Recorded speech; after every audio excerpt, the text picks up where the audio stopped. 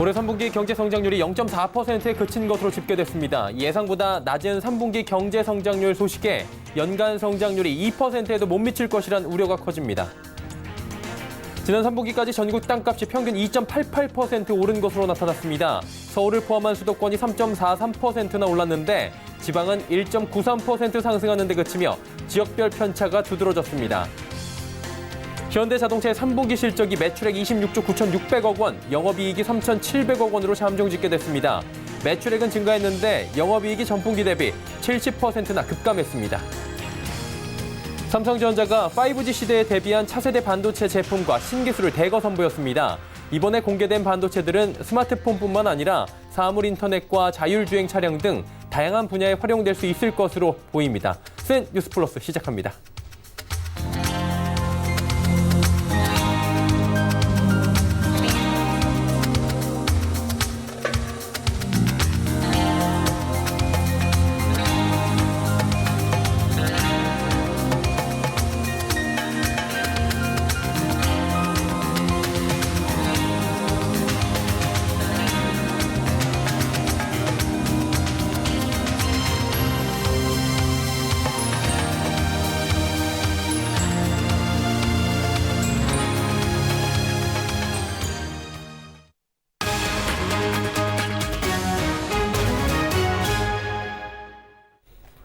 시청자 여러분 안녕하십니까? 센 뉴스 플러스 서정덕입니다.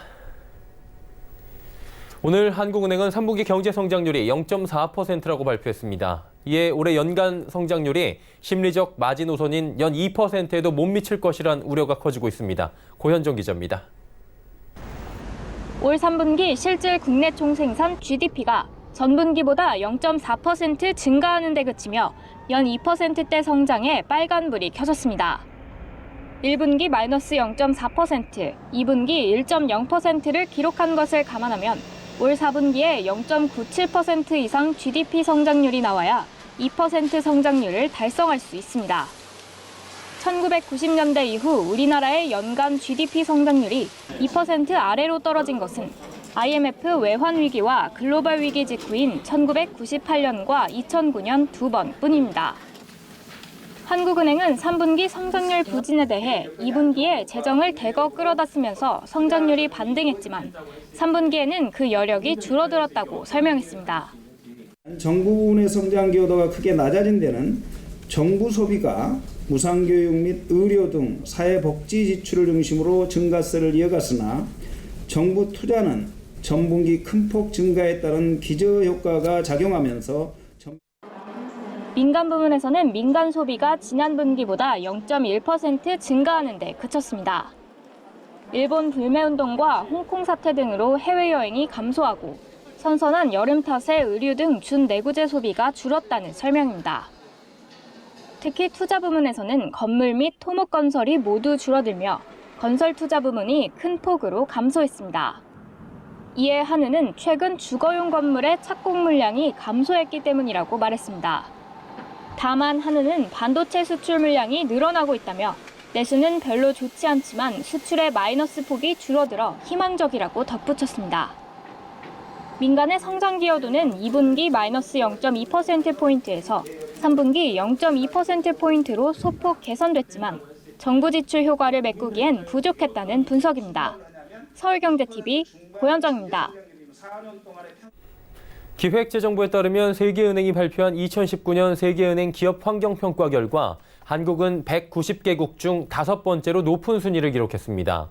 이로써 우리나라는 6년 연속 5위권을 유지했습니다. 세계은행은 기업이 창업과 확장, 운영, 퇴출 과정을 거치며 맞닥뜨리는 10개 분야에 대한 국가별 환경을 매년 평가해 순위를 발표합니다. 한국의 종합순위는 2009년 19위에 머물렀지만 2011년 8위로 처음 한 자릿수 순위로 올라선 데 이어 2014년 5위로 탑5 안에 진입한 뒤 4위에서 5위를 오르내리고 있습니다. 올해 한국보다 높은 순위 국가는 1위 뉴질랜드, 2위 싱가포르, 3위 홍콩, 4위 덴마크 순이었습니다. 전국 땅값이 지난 3분기까지 평균 2.88% 오른 것으로 나타났습니다. 서울을 포함한 수도권이 3.43% 오른 데 비해 지방은 1.93% 상승하는 데 그쳤는데요. 업황이 좋지 않은 지역의 경우 하락폭은 더 컸습니다. 보도에 이하라 기자입니다. 국토교통부 조사 결과 17개 광역지방자치단체 중 세종시 상승률이 3.96%로 가장 높았습니다. 서울 3.78%, 광주 3.63%, 대구 3.39%, 경기 3.15%가 뒤를 이었습니다. 반면 제주가 마이너스 0.44%로 유일하게 땅값이 떨어졌고 울산과 경남 등도 전국 평균 상승률을 밑돌았습니다. 요인을 분석해보니 지역 업황과 도시개발 영향이 컸습니다. 용인시 처인구가 5.17%로 시군구 단위에서는 최고 상승률을 기록했습니다. SK 하이닉스 반도체 클러스터 지정과 용인 테크노밸리 인근 투자 수요 등의 영향으로 분석됩니다. 3기 신도시 인접 지역이면서 지하철 3호선 연장 추진 소식 등이 겹친 경기 하남시, 도심주택 재개발이 진행 중인 대구 수성구, 그리고 지식정보타운 사업과 3기 신도시 지정 등의 영향을 받은 과천시 등의 상승률이 상대적으로 높았습니다. 서울 성동구도 지식산업센터 개발 수요와 역세권 부근 재개발 사업 기대에 4% 이상 올랐습니다. 반면 울산 동구의 경우 현대중공업 물적 분할에 따른 인구 유출 우려 등으로 땅값이 전국에서 가장 많이 떨어졌습니다.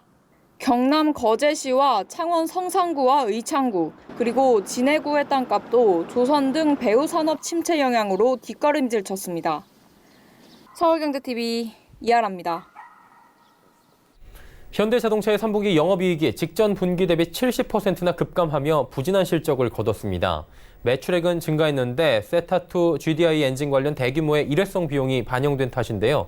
단기적 재무 부담을 덜어내고 4분기 판매 역량 강화와 신산업 발굴에 집중한다는 계획입니다. 정세미 기자입니다. 현대자동차의 3분기 영업이익이 3,785억 원에 그치며 지난 분기 대비 70% 급감했습니다. 매출액은 약 27조 원, 경상이익 약 4,300억 원, 당기순이익은 약 4,600억 원을 기록했습니다. SUV 중심의 신차와 인센티브 축소로 매출액은 늘었지만 세타2 GDI 엔진 관련 약 6천억 원의 일회성 비용이 반영되며 수익성은 나빠졌습니다. 평생 보증과 함께 미국 집단 소송 화해를 결정하였으며 이에 따른 일회성 비용이 발생하였습니다. 그러나 이와 같은 일회성 비용을 제외하면 당사는 3분기 약 1조 원 수준의 영업이익을 기록함으로써 3분기 판매량은 지난해 같은 기간 대비 1.6% 준 110만 3,362대로 나타났습니다.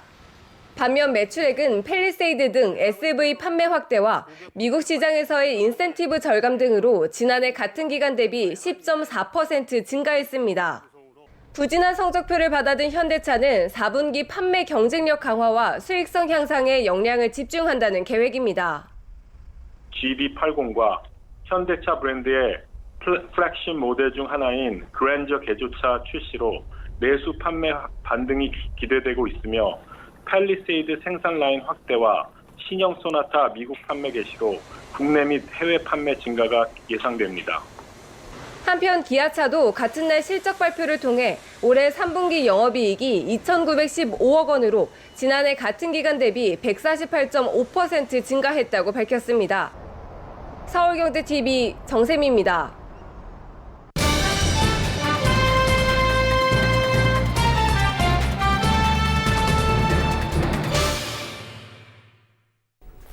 오늘 오전 8시에 3분기 GDP 성장률이 발표가 됐습니다. 0.4%가 떨어지면서 올해 1%대 성장에 그칠 것이라는 우려가 높아지고 있습니다.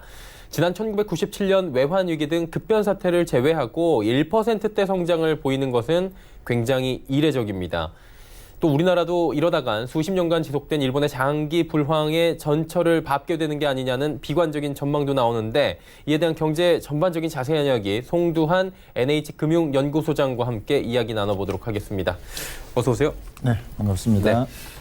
속보치가 나왔는데 0.4%인데 0.97이 원래 나왔어야 한다고 하더라고요. 어떤 걸 만족시키기 위해서 2% 연성장률을 만족시키기 위해서 한마디로 연 2% 성장은 지금 물 건너 갔다고 보는 게 맞는 건가요? 예, 조금 부연 설명을 드리면은 우리가 2010년도에 6.5% 성장한 이후에 2% 중후반 성장을 계속해 왔는데 올해만 좀 끊어서 놓고 보면은 1분기에 마이너스 0.4%, 2분기에 1%, 3분기에 0.4%. 그러면 마라톤으로 하면 한 30km 이제 지점을 지났는데 이제 4분기만 나오면은 우리가 이제 어떤 성과 GDP 연간 GDP를 볼 수가 있는데요. 0.8% 이하면은 1% 성장을 한다고 봐야 되는 상황이기 때문에 지금의 상황이 1%, 2% 수준을 달성하기에 이렇게 녹록지 않은 상황이다 이렇게 볼 수가 있겠습니다. 네. 예.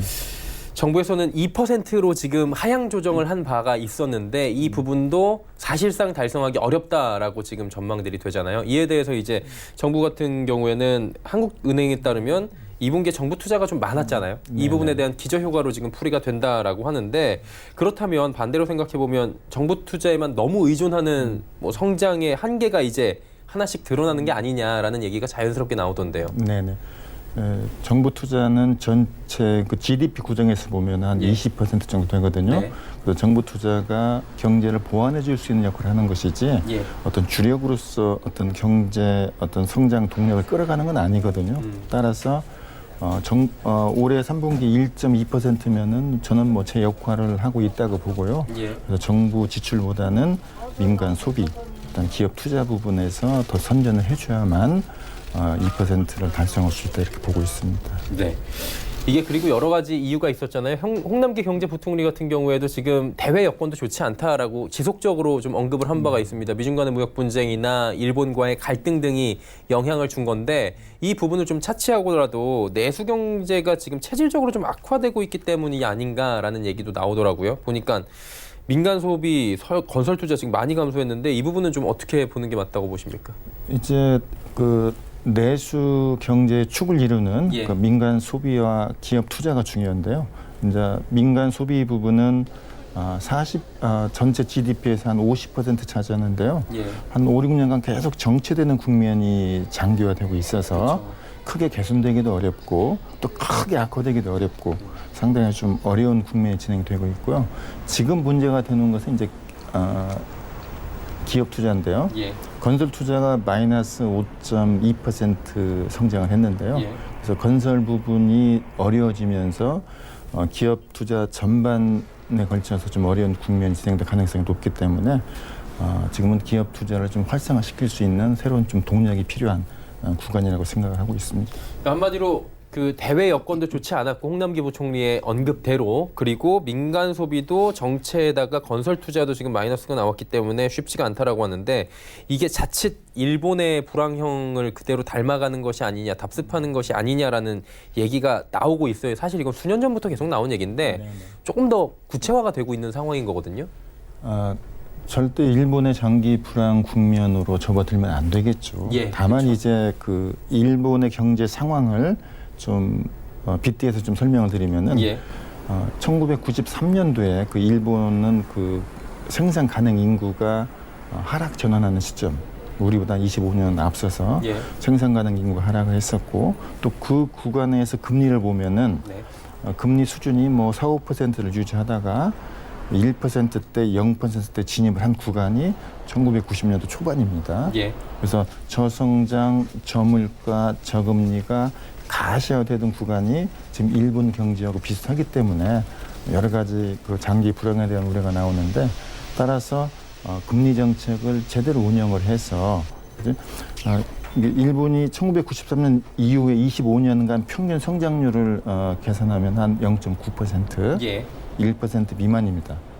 그리고 금리는 0% 금리가 계속 제로금리 유지했다는 금리 상수화 프로세스가 진행이 돼서 금리 주기가 소실이 되고 금리가 올라간 것도 없고 내려간 것도 없는 이런 주기가 25년간 진행됐거든요. 그래서 그런 것들을 감안했을 때는 금리 정책이 상당히 중요한 구간에 있다 이렇게 볼 수가 있겠습니다. 금리 정책 얘기가 나온 김에 한 가지 좀 여쭤볼게. 한은 같은 경우에도 앞으로의 스탠스에 대해서 좀 완화적인 통화를 계속 가져가겠다라고 요번에 지난주에 얘기를 한 바가 있었습니다. 그러면 내년도에도 일단 더 내릴 경우도 있을 거고 제로금리까지도 지금 열어놓는 경우도 있는데 금리 정책은 어떤 쪽이 좀 올바르다고 보십니까? 뭐 시장에서는 뭐 내년도에 뭐 0%대 금리 진입한다고 보는 시각이 많은데요. 미국의 금리 정책을 보면은 2015년 말부터 9번을 올려서 금리 상승 국민이 전개가 됐고 올해 하반기부터 금리 인하 정책을 시행을 했습니다. 네네. 그래서 미국 같은 경우는 금리 인하 여력이 충분히 있습니다. 그렇죠? 근데 우리 경우를 보면은 1.25에서 1.75 두 번 올렸다가 다시 두 번 내려서 기저금리 수준까지 왔습니다. 예. 그렇죠? 그럼 경기 상황이 안 좋아지면은 더 내릴 가능성이 높겠죠. 그렇죠?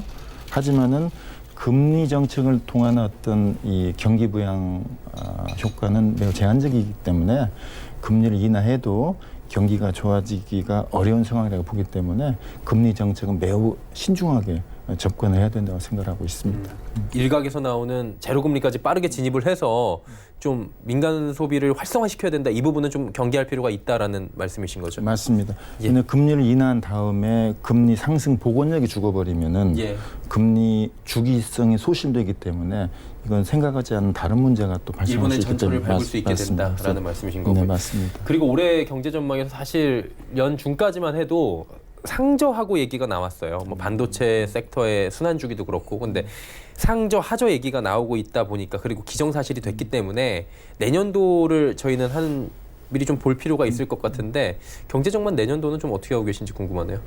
일단은 뭐 한 포인트에서 어떤 예. 성장률을 얘기하는 것은 큰 의미는 없고요. 예. 다음 우리나라 잠재 성장률이 지금까지는 한 2% 중후반을 유지했었는데 예.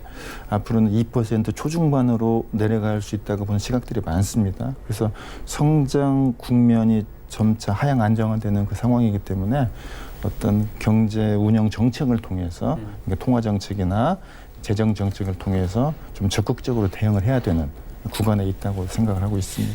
이게 마지막 질문일 것 같은데요. 정책 얘기 나왔으니까 이 부분을 이제 마지막 질문을 좀 드리도록 하겠습니다. 정책 집행하고 짜는 데 있어서 정부가 이제 굉장히 주력할 거 아니겠습니까? 네네. 지금 위기가 왔으니까요. 어떤 부분을 중점을 둬야 할지 궁금하고 또 주의할 부분이 있다면 또 소장님께서 한번 짚어주시면 좋을 것 같은데요. 뭐 정책의 큰 축이 뭐 통화 정책이고 재정 정책인데요. 예. 그 통화 정책은 앞서 말씀드린 것처럼 금리 인하를 통한 경기 대응력이 매우 제한적인 구간에 있기 때문에 좀 신중하게 접근해야 된다고 생각하고요. 재정 정책 같은 경우에도 크게 이제 지금 뭐 정부 지출 늘려가지고 열심히 하고 있지만은 우리가 내용을 보면은 조세 정책은 초과세수가 발생을 하고 있습니다. 예. 그렇죠? 그다음에 정부 지출은 늘리고 또 큰 틀로 보면은 균형 수직 정도 하고 있다고 저는 생각을 하고 있습니다. 그래서 이 조세나 또 재정 정책을 좀 정책은 과감하고 획기적이어야 됩니다. 그죠? 지금은 보다 좀 획기적인 정책 대응을 해서 그 경기 하강 압력을 좀 방어할 필요가 있다고 생각을 하고 있습니다. 네, 하방 압력을 좀 맞습니다. 맞출 수 있는, 막을 수 있는 획기적인 방안들이 좀 지금 필요한 시점이다. 맞습니다. 특히 이제 예. 기업 투자 유인을 좀 획기적으로 높일 수 있는 재정 정책을 좀 마련할 필요가 있지 않을까 이렇게 생각하고 있습니다. 정부의 정책적인 것들도 좀 고려가 된다면 더 나을까요? 당연한 말씀입니다. 지금 가장 큰 문제는 기업의 투자가 장기적으로 하락하고 있다는 게 문제가 유보금만 되고 쌓이고 있는 맞습니다. 상황이죠. 예. 그 내부 유보 경기 상황을 어렵게 보기 때문에 기업 투자를 않는 거거든요. 그래서 이 내부 유보를 기업 투자로 끌어낼 수 있는 그런 좀 과감한 그런 재정 정책이 좀 필요한 구간이라고 생각하고 있습니다. 예, 알겠습니다. 경제가 정말 안팎으로 쉽지 않은 상황인 것 같습니다. 우리나라가 2% 성장에 실패하면 10년 전인 글로벌 경제 위기 이후 처음으로 오는 건데요. 정부는 현재 잠재 성장률 2% 중후반인 상황에서 2%에 조금 못 미치는 수준이 됐다며 과도한 패닉에 빠지는 것은 경계하고 있습니다. 하지만 그 어느 때보다 냉철한 정부의 분석, 대응이 필요한 것은 확실해 보입니다. 자, 오늘 송두환 NH금융연구소장과 이야기 나눠봤습니다. 고맙습니다. 네, 수고하셨습니다. 네.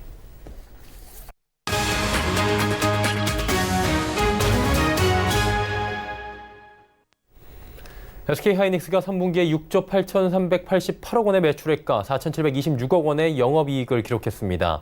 메모리 반도체 가격 급락의 영향으로 영업이익은 13분기 만에 처음으로 5천억 원을 밑돌았습니다. 그러나 초란 흑자라는 평가와는 다르게 주식시장에선 SK하이닉스가 전거래일 대비 2.96% 상승 마감했습니다. 증권업계 예상 매출보다 높았던 실적과 4분기에 대한 기대감으로 인해 주가가 오른 것으로 풀이됩니다.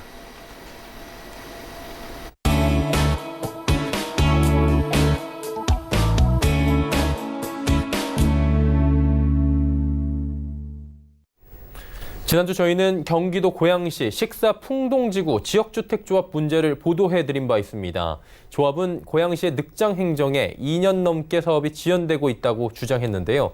오늘 고양시는 조합이 기부 체납을 담은 조치 계획을 제출하게 되면 일주일 안에 답을 주기로 했다고 합니다. 첫 삽도 뜨지 못한 개발 사업이 물꼬를 틀지 주목받고 있습니다. 정창신 기자입니다. 보시기! 승인하라! 갑질 행정! 그만하라! 오늘 경기도 고양시 식사풍동지구 지역주택조합원 300명가량이 시청 앞에 모였습니다. 이들은 고양시가 요구한 250억 원가량의 기부 체납 요구를 전부 수용하기로 했지만 고양시가 이제 와서 인근 단지와 형평을 맞춰야 한다며 세대수 조정을 요구한 겁니다. 이에 대해 고양시는 250억가량의 기부 체납한다는 조치 계획을 내면 일주일 안에 답을 주겠다고 밝혔습니다. 이렇다 할 입장도 보이지 않던 고양시가 전향적인 검토를 하겠다는 태도를 보인 겁니다. 조합은 여전히 강경한 입장을 고수하고 있습니다.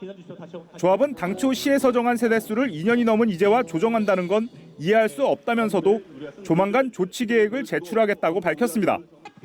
조합은 또 다른 인근 단지인 식사자의 2차, 3차 단지는 헥타르당 350명으로 오히려 더 많다며 시의 형평성 주장을 일축했습니다.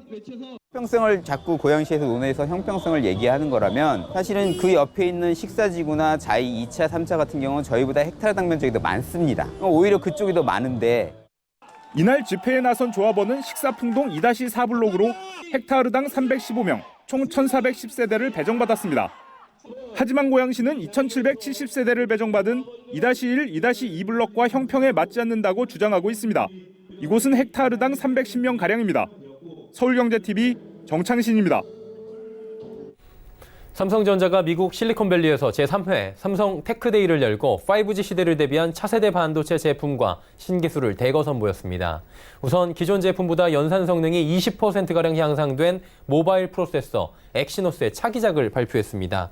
또한 초당 5.1GB 다운로드 속도를 구현해 업계 최고 속도를 자랑하는 5G 모뎀 신작도 선보였습니다.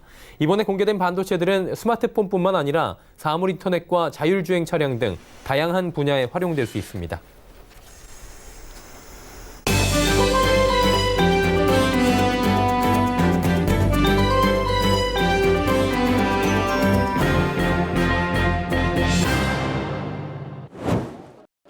이제는 프린터로 글이나 그림뿐만 아니라 조형물까지 인쇄할 수 있게 됐는데요. 바이오 기술을 접목한 3D 프린터로 장기를 재생하고 곡선을 재현할 수 있는 4D 프린터까지 개발한 기업이 있어 찾아가 봤습니다. 맞춤 재생의학 전문 기업 루킷 헬스케어입니다.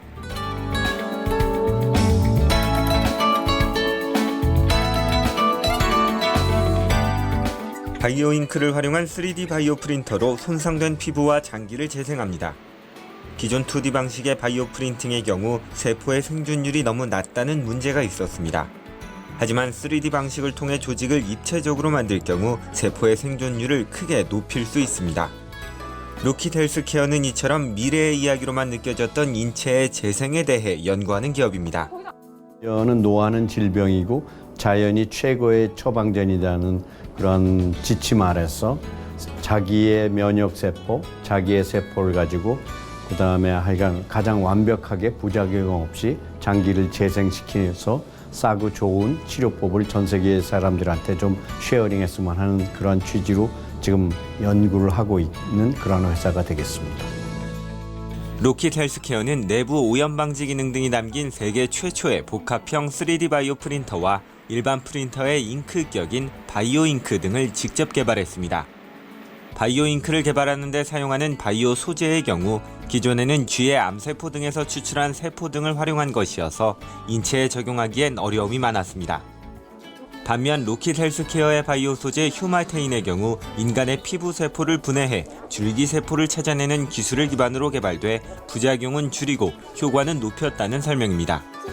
루킷 헬스케어는 실제 임상에서 주름 개선 등의 효과를 보인 바이오 소재 휴마테인을 활용한 화장품 사업도 계획하고 있습니다. 바이오 프린터를 활용한 임상도 활발하게 진행하고 있습니다. 당뇨로 인해 발이 썩는 질환을 앓고 있는 인도 환자 40명에게 환자 본인의 세포를 활용한 바이오 소재로 3D 바이오 프린터를 통해 조직을 재생, 이식하는 치료를 진행해 성공을 거두었습니다. 당뇨발 재생 플랫폼은 의료 시술로서 유럽연합의 승인을 받았고 임상이 끝나는 오는 11월부터 환자에게 시술이 이루어질 예정입니다.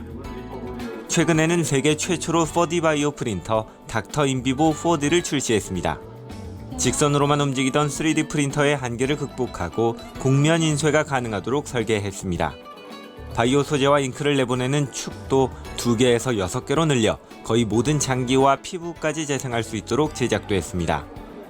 바이오 프린터 분야 외에 로킷 헬스케어가 인체 재생 노하우를 기반으로 새롭게 시작한 사업으로 모발 재생 패키지 사업이 있습니다. 노화 방지를 돕는 영양제부터 두피에 직접 영양을 공급할 수 있는 주사제, 헤어 에센스, 샴푸 등을 제작해 출시했습니다.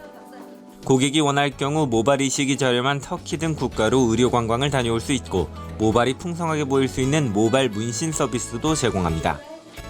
또 하나의 일반 고객 대상 신사업으로 DNA 분석 서비스가 있습니다. 고객이 전용 용기에 자신의 침을 담아 보내면 다양한 분류에 따라 DNA를 분석해 현재 건강 상태는 물론 앞으로 걸릴 확률이 높은 질병까지 알려줍니다. 이를 바탕으로 고객에게 필요한 영양소와 적합한 피부관리법 등 실제로 활용할 수 있는 정보들을 제공합니다. 유전자 정보를 바탕으로 고객의 성향을 파악해주는 DNA 타로 등의 서비스도 진행 중인 로킷 헬스케어는 앞으로 보험사와 연계해 합리적인 보험금 책정 등을 돕는 인슈어테크 사업에도 진출할 방침입니다. 로킷 헬스케어는 이 같은 사업을 통해 단기적으로는 수백억 원, 장기적으로는 수십억 원의 매출을 올릴 가능성이 있다고 보고 있습니다. 일단 당뇨발이라든지 연골 재생을 4D 프린터로 장기 재생하는 부분들이 있겠고요. 뭐 이런 것들을 해가지고 한 몇백억 수준으로 가는 것들이 이제 매출을 이루는 게 단기적인 목표가 되겠고요. 장기적으로는 전 세계를 놓고 한 몇십 조의 이 플랫폼들을 수출할 수 있는 그러한 큰 비전을 가지고 움직이고 있습니다. 네. 로킷 헬스케어는 현재 연골, 심장, 망막 등 다양한 재생 연구를 진행하고 있으며 특히 연골 재생 프로그램은 내년 상반기 동물 실험을 마무리하고 오는 11월부터는 인체 연골 재생 프로그램을 시도할 계획입니다. 서울경제TV 김성훈입니다. 저희도 오늘 보도해드렸지만 올해 우리나라 경제 성장률이 1%대로 낮아질 가능성이 굉장히 커졌습니다. 6년 뒤인 2025년도엔 잠재 성장률마저 1%대로 추락할 것이라는 전망이 나옵니다. 우리가 아무리 노력해도 1%대 경제 성장률을 벗어나기 힘든다는 것을 의미하는데요. 경제 규모가 커질수록 성장률은 하락하는 것이 자연스러운 거지만 우리나라의 잠재 성장률 하락은 다른 주요 선진국과 비교해 그 속도가 매우 빠르다는 점에서 걱정하지 않을 수 없는 상황입니다. 뉴스 마칩니다. 고맙습니다.